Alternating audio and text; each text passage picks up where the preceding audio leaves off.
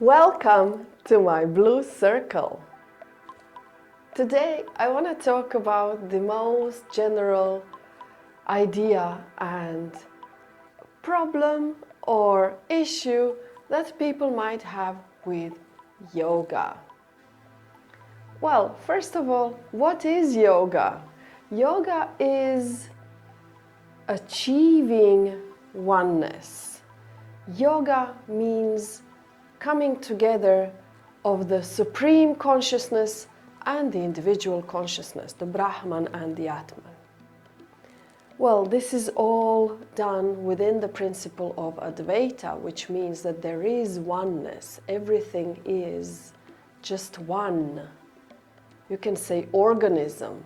The whole universe is just one entity. And the ancients or the people of the old days actually found out that the ways of achieving oneness, this ultimate goal of life, if you want, is through 4 paths: bhakti, jnana or gyan, karma, and raj. These 4 parts actually depend on what your affinity is. Which part you will choose depends on maybe your character, maybe your temperament, maybe your interests. Or it can also depend on your life circumstances. What we consider yoga today is actually the Raj Yoga, the yoga for the kings, the people that don't need to do anything. Everything in their life is taken care of. They don't have any existential needs or wants. They don't need to survive, they live comfortably. So what are they gonna do? They're just gonna sit all day and meditate. And this is the yoga, the Raj Yoga, the one of the 4 main paths of yoga. There are 4 other paths that have been developed in the past few centuries, and these are Hatha Yoga, which is kind of a Raj Yoga equivalent. There is the Laya Yoga, which is through dance and music. There is the Mantra Yoga. This one is, you repeat the mantras, you have the seed mantras and different mantras that are dedicated to certain deities. So you can also reach the oneness through that. And then there's the Kundalini Yoga, the yoga that you get or sort of achieve this state of oneness by waking up your Kundalini, the inner serpent, the life energy, right? So that when the serpent gets up to the 7th chakra, then you're like, enlightenment. What we think about today when we say yoga, we mean asanas. They are just one of the many elements or many factors that will make it easier for you to be in the meditative state, to be sitting down for an hour, 2 hours, 8 hours a day, and actually, just do nothing and don't feel the pain afterwards or during, or don't feel any discomfort. That's why when we do the asanas, they make us limber so that we can sustain sitting down for a long period of time. And this is why we need to do the asanas.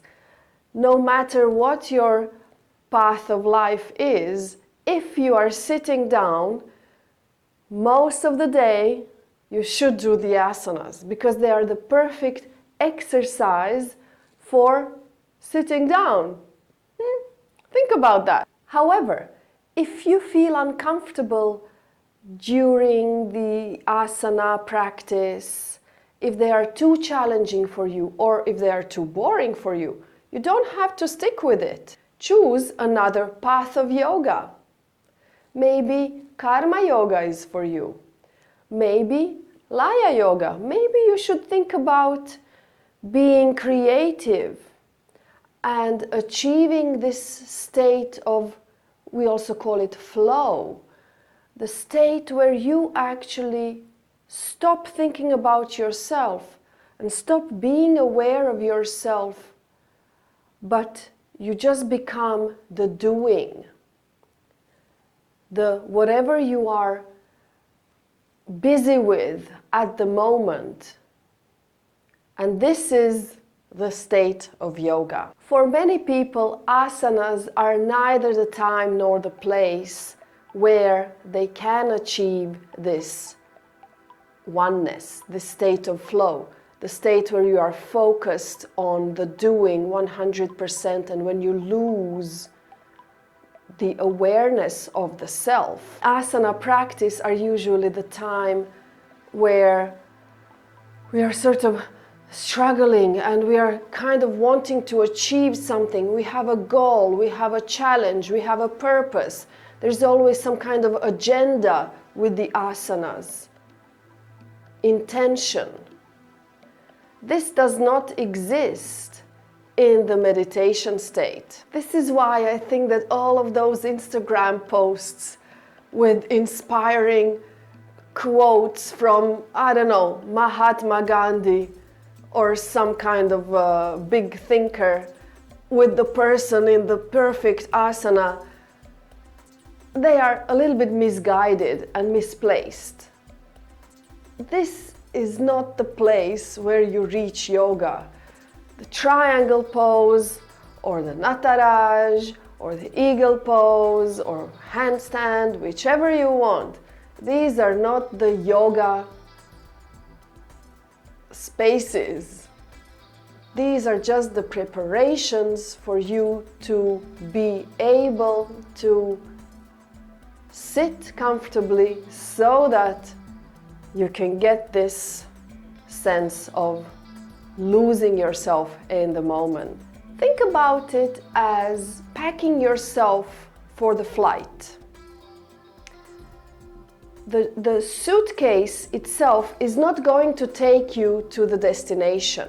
Yes, it's good to have your stuff with you. They will help you out on the trip. They will make the trip more comfortable for you. But they are not the vehicle that will take you to your destination. So in this analogy, the plane is actually the meditation, the destination is the yoga, and the suitcase is the asanas. It's good to have it, but that's not the only thing you need. Everybody will pack different things, and everybody will have different sizes of suitcases, different shapes. Maybe you will just have a backpack. Maybe you will have 40 kilos. Who knows? Everybody is different. Keep your focus on the bigger picture, on the sense of advaita, on being aware of that there is a greater, I don't want to say meaning or purpose, but entity that you can discover or experience. There's no need to get lost in the details. See you in the next video.